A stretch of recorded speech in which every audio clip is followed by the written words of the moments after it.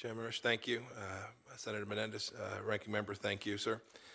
In my testimony yesterday to the Appropriations Committee, I took a few moments to describe the administration's greatest foreign policy challenges, what we've done to solve them, how we've benefited the American people by doing so. And I want to spend a few minutes talking about that same set of issues here with you all this morning. When we took office, we inherited the most complex set of threats that the United States of America has faced since World War II. We faced a China that was turning towards authoritarianism, turning away from market liberalization, and turning the screws on its minority populations in a truly Orwellian fashion. We faced an Iranian regime that, flush with cash from the nuclear deal, set about seeding terror from Yemen to Syria to Lebanon and beyond. We faced a Russia that felt no compunction about invading Ukraine, seizing Crimea, meddling in our elections, and breaking arms control treaties. We faced a North Korea that continued to pursue its nuclear and missile proliferation threats to our nation. And we faced a terror threat that was more deadly and stretched across a far wider geography. What did we do?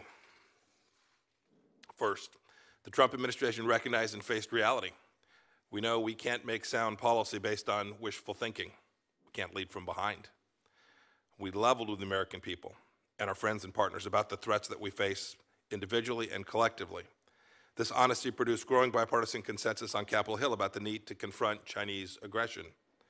It produced unanimous consensus inside of NATO that arms control agreements like the INF Treaty are worthless if only one party adheres to their terms. It produced international support for the brave people of Venezuela. Basing policy on reality, we recognize Jerusalem as Israel's capital. We recognize Israel's sovereignty over the Golan Heights. It's why the State Department designated the Islamic Revolutionary Guard Corps as a terror organization on Monday. It's just a simple recognition of reality. Second, we use creative diplomacy to build coalitions to confront our enemies. We know we can't, nor should we, do everything ourselves. We convinced our NATO allies to spend more on their own defense. We rallied the Defeat ISIS coalition to dismantle the caliphate in Iraq and Syria. We convened over 60 countries in Warsaw to discuss common threats and shared opportunities in the Middle East, and that included both Arab and Israeli leaders talking to each other. We're getting our Middle East Strategic Alliance off the ground, and we have built out an Indo-Pacific strategy to do a true pivot to Asia.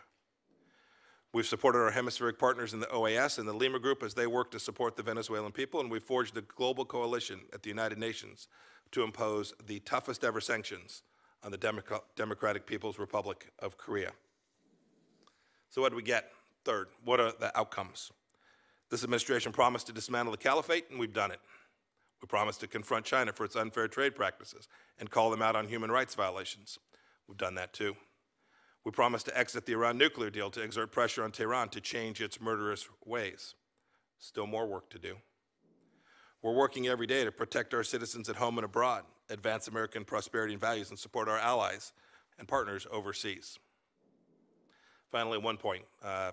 Each of you, too, in your opening remarks alluded to this. When I became the Secretary of State, I promised I would put diplomacy at the forefront of defending U.S. national security, to give state its swagger back. I think we've made a lot of progress. Here's what we've done. It's been 11 months and a couple of weeks now. I lifted the hiring freeze, both on our team and employee family members. This was a no-brainer, taking 2,000 talented people and putting them back in the workforce. We reinstituted promotion rates for the foreign services. We'll have more foreign service officers by the end of this calendar year than ever in the history of the United States of America. The notion that we've been hollowed out is simply not factually based. New foreign service officers and foreign service specialist classes are being admitted. 55 senior leaders have been conferred by the Senate. I appreciate that. I hold small group events, both when I'm traveling at embassies. I do it in Washington and other places where State Department has officials. We call them Meet with Mike, where I hear directly from our team. And more importantly, I get to hear the things that we're doing well and the things that they wish we were doing still better. I've learned a great deal from these professionals. Back in the States, I've traveled a bit, traveling around the country talking about the importance of diplomacy in America and frankly doing some recruiting work as well to make sure we have America's finest joining our team. At my recommendation, President Trump and the Senate recognized 4 individuals with the rank of career ambassador: David Hale, Phil Goldberg, Michelle Sassans, Dan Smith, who leads our Foreign Service Institute. The rest of our team knows that they can look up to these true diplomatic professionals. I have a lot more to say, but I'll end there. I look forward to discussing the administration's foreign policy and the $40 billion budget request for the State Department and USAID for fiscal year 2020. Thank you. I look forward to your questions.